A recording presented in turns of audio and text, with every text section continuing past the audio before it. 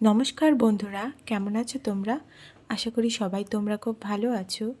আমার আরেকটি ব্লগে তোমাদেরকে স্বাগত জানাচ্ছি। তো সারাদিনের কাজকর্ম নিয়েই কিন্তু আজকের ব্লগটা থাকছে। তো প্রথমত বলি, আমি মানসী। তো আজকে কিন্তু সকালের খাওয়া দাওয়ার টিফিনের পর থেকে তোমাদের সাথে ভিডিওগুলো শেয়ার করছি। তো আজকে ঘরটা গোছানো থেকে শুরু করে তারপর রান্না বান্না আর কি রান্না করলাম সেগুলো তোমাদের সাথে শেয়ার করব। তো প্রথমে কিন্তু ঘরটা কিন্তু গুছিয়ে নিচ্ছি। সকালবেলা ঘুম থেকে উঠেই কিন্তু আমি রান্নাঘরে চলে যাই। তো যেহেতু আর কি এত সংসারের শাশুড়ি বা শ্বশুরের নিয়মকানুনের ব্যাপার থাকে না, তো শরীর ভালো থাকলে ডাইরেক্ট স্নানটা না করে রান্নাঘরে চলে যাই। তো রান্নাঘরে গিয়ে সকালে টিফিন হাজব্যান্ডের যদি টিফিন নেওয়ার থাকে লাঞ্চ বক্স, তাহলে সেগুলো রেডি করি। তো আজকে আর এত চাপ ছিল না, কারণ আজকে হাজব্যান্ড আর টিফিন নেয়নি দুপুরের। তো শুধু সকালে টিফিন খাওয়াটাই ছিল আমাদের মেইন। তো সেই আর কি করছিলাম। তখন পর্যন্ত শরীরটা ভালো ছিল মোটামুটি। তো আজকে শরীরটা ভীষণই খারাপ ছিল, কাজ করার মাঝখানে রান্নাবান্নার মাঝখান থেকে শরীরটা খুব খারাপ লাগছিল। এতটাই গা হাত পা ব্যথা করছিল, মনে হচ্ছিল জ্বর আসবে। তো কয়েক বছর যাবৎ এরকমই হচ্ছে যে শুধু গা হাত পা প্রচণ্ড পরিমাণে ব্যথা করে, যে প্যারাসিটামল খেলেও হয় না, 2-3টে খেতে হয় তারপর গিয়ে কমে, কিন্তু মনে হয় যেন প্রচণ্ড জ্বর, কিন্তু তাপ সেরকম থাকেই না। তো এই আর কি। আর ওয়েদারটাও তো দেখছো ভালো না এখন। তো এই আর কি। তো ছেলে যেহেতু এখানে বসে বসে খেলা করেছে বিছানায় আর টিভি দেখেছিল, তো এখন ও ঠাম্মির ঘরে খেলা করছে আর আমি এদিকে ঘরদোরটা গুছিয়ে নিচ্ছি। তো প্রতিদিন বেসিক্যালি শুধু নিজের ঘরটা যে গুছাই তা না, তবে এই ঘরটাতে যেহেতু আমার ছেলে থাকে আর ও একটু বেশি এলোমেলো করে ফেলে। আর ঘরের মধ্যে হচ্ছে আরও দুটো ঘর আছে, যেখানে একটাতে আমার শ্বশুরমশাই থাকে আর আরেকটা এমনিতেই টিভির ঘর, সবাই টিভি দেখি বসে।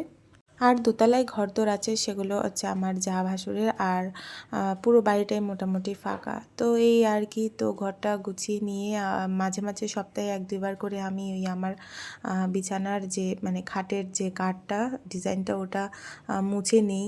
তো যতটুকু পারি আর কি চেষ্টা করি একটু গুছিয়ে টুছিয়ে রাখার। ছেলেকে নিয়ে আর অতটা পারি না, আর স্কুল থাকলে তো আর কোনো কথাই নেই। তো তারপরও কিন্তু আজকে রবিবার, কাল থেকে আবার ওর এক্সাম শুরু, মান্থলি টেস্ট।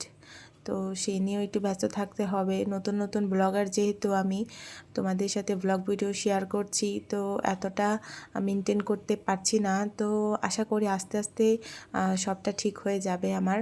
তো তোমরা যদি আমার ভিডিওটা দেখে থাকো তাহলে অবশ্যই কিন্তু আমার পাশে থেকো, আমার চ্যানেলটা সাবস্ক্রাইব করে দিও। তো এই যে দেখো, ঘরের এই কাজগুলো সেরে তারপর আমি চলে যাব একদম রান্নাঘরে। তো ছেলেও মাঝে মাঝে কাজের মধ্যে বিরক্ত করে, দুষ্টু করে। ছেলে বাচ্চা যেহেতু একটু দুষ্টুই হয় মনে হয়, আর মেয়ে বাচ্চাগুলো একটু শান্তশিষ্টই হয়। তো এই আর কি। তো তোমাদের সাথেও তো শেয়ার করেছিলাম যে আমার বাড়ি বাংলাদেশ। তো বাংলাদেশে আমি গত বছর যে মানে প্রবলেম হয়েছিল তার আগে আগে চলে এসেছিলাম। আমার বাবা অসুস্থ ছিল, তখন গেছিলাম। এরপর আর যাওয়া হয়নি। তো ভাবছি যখন সব কিছু ঠিকঠাক হয়ে যাবে যাব। ওখানে মা আছে, বাবা তো আর নেই, বাবাকে আর শেষ দেখা দেখতেও পারিনি। তো কি আর গন্ডগোলের জন্য আর যাওয়া হয়নি, এই আর কি। তো দেখো বাবা কি মাছ নিয়ে এসছে, এটা হচ্ছে আমেরিকান পুঁটি মাছ বা সরপুঁটিও বলে অনেকে, না এটা নাকি আমেরিকান পুঁটি, তো দেশি নয়। আর এনেছে হচ্ছে রুই মাছ। তো রুই মাছটা এনেছে, আমার বাচ্চা তো আর মাছের পেটি খায়, কারণ ওকে বেশি কাঁটাযুক্ত মাছ দিই না। কখন কাঁটা ফুটে যাবে তখন আর রক্ষে থাকবে না, তো এই আর কি। আর এনেছে হচ্ছে চিংড়ি মাছ আর হচ্ছে ছোট ছোট দেশি কই মাছ। তো এগুলোই ছিল আজকের মাছ বাজার। আর কিছু সবজি বাজারও নিয়ে এসেছিলো। তো আগে মাছগুলি ধুয়ে নিচ্ছিলাম, আমি সবগুলো মাছ একদম ধুয়ে নিচ্ছি। আর তো এই যে কই মাছ বারবার অনেকক্ষণ করে ধুতে হয়, নুন দিয়ে 2-3বার করে ধুয়েছি, তারপর পরিষ্কার হয়েছে মোটামুটি। আর তো আমেরিকান রুই মাছটাও আমি নুন দিয়ে ভালো করে ধুয়ে রেখে দিয়েছি। এটা যেদিন কাল যদি হাজব্যান্ড আর কি ছুটি নেয় অফিসের, তাহলে দুপুরবেলা রান্না করব গরম গরম। ও এই মাছটা ভাজা খেতে খুবই ভালোবাসে, আর বাবা তাই নিয়েও এসছে। আর বাবা মার সাথেও মাছ ধুতে ধুতে কথা বলছিলাম একটু। আর এই আর কি। তো আজকে যেহেতু রবিবার, বাজারে অনেকটাই ভিড় ছিল। বাবা এসে একদম হাঁপিয়ে গেছে, বয়স্ক মানুষ, বাজারে যায় শখ। তারপর ভাবলাম যে না, চিংড়ি মাছগুলো বেছে রেখে দিই। চিংড়ি মাছগুলো না এতটা টাটকা ছিল, মানে খোসা উঠছিল না। তো চিংড়ি মাছ আমি বেছে নিয়েছি, আর রুই মাছটাও ধুয়ে রেখেছি, সাইড করে রেখেছি। তো এই ছিল আজকে মাছের কাজ। আর রান্না করব হচ্ছে কই মাছ, আর ছেলের জন্যে রুই মাছের পেটি ভাজা করে দেব। তো দেখো এই যে মাছগুলো ধুয়ে নিচ্ছি, আর এবার আমি ফ্রিজে রেখে দেব। যেটা রান্না করব সেটা রেখে ধুয়ে রেখে দেব। তো কই মাছটাই রান্না করব ফাইনালি, মানে টাটকা মাছ যেহেতু, কই মাছটাই রান্না করব জিরে বাটা দিয়ে। তো তোমাদের সাথেও শেয়ার করব কিভাবে রান্নাটা করব। তো আর বাজার এনেছে বাবা, এখানে একটা মিষ্টি কুমড়ো এনেছে এক ফালি, আর আলু এনেছে, দুটো বেগুন, ডাঁটা, আর এনেছে একদম টাটকা মানে কচি পটল। এই চিংড়ি মাছ দিয়ে পটল দিয়ে খাওয়া হবে, তাই পটল নিয়ে এসছে, আর চিংড়ি মাছও নিয়ে এসছে। তো দেখো আমি মাছে নুন হলুদটা মাখিয়ে নিচ্ছি, আর তারপর মাছটা ভেজে নেব। আর একদিকে আমি ভাতটাও বসিয়ে দিয়েছি এই ফাঁকে। তো আমি জানি না আমার ব্লগ ভিডিওগুলো তোমাদের কেমন লাগে, আর এটাও বুঝতে পারি না কারণ কারা কারা দেখছো আমার ব্লগ ভিডিওগুলো, কি পুরোটা দেখোই কি না। যদি দেখে থাকো তাহলে আমি অবশ্যই অনুরোধ করব আমার চ্যানেলটা সাবস্ক্রাইব করে দাও, আর একটা কমেন্ট করো, কমেন্ট করে বলো যে ব্লগটা কেমন হলো। আর এই যে দেখো মশলা, কালকে আদা জিরে বাটা একদম ব্লেন্ড করে আমি রেখে দিই সপ্তাহখানেকের জন্যে, কারণ যখন তখন বেটে রান্না করা পসিবল হয় না। তো এখানে কই মাছটা ভেজে নেব, আর কই মাছ আলু দিয়ে রান্না করব। আর এখানে উচ্ছে আলু কেটে নিয়েছি, বাবা সেদিন উচ্ছে নিয়ে এসেছিলো, রান্না করা হয়নি। তো উচ্ছে আলুটা আগে ভেজে নেব। তো আমি একটু দূর থেকেই ভিডিওটা নিচ্ছিলাম, কারণ তেল ছিটে যায়, তো তাই আর কি। তেল ছিটে আমার শরীরে পড়তে পড়তে একদম কালো কালো হয়ে গেছে। তো একটু নুন হলুদ দিয়ে আমি এই উচ্ছেটা ভেজে নেব। তো উচ্ছে ভাজাটা কিন্তু মুচমুচে করেই ভেজে নেব।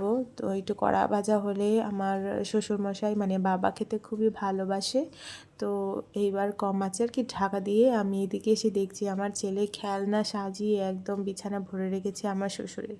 আর এদিকে মামুনি বসে আছে, পুজো দিয়ে এসছে, পুজো দিয়ে একটু বসে থাকে এই আর কি। আর এদিকে ভাজাটা প্রায় হয়ে এসছে, এবার নেড়ে চেড়ে ভেজে তারপর আমি নামিয়ে নেব।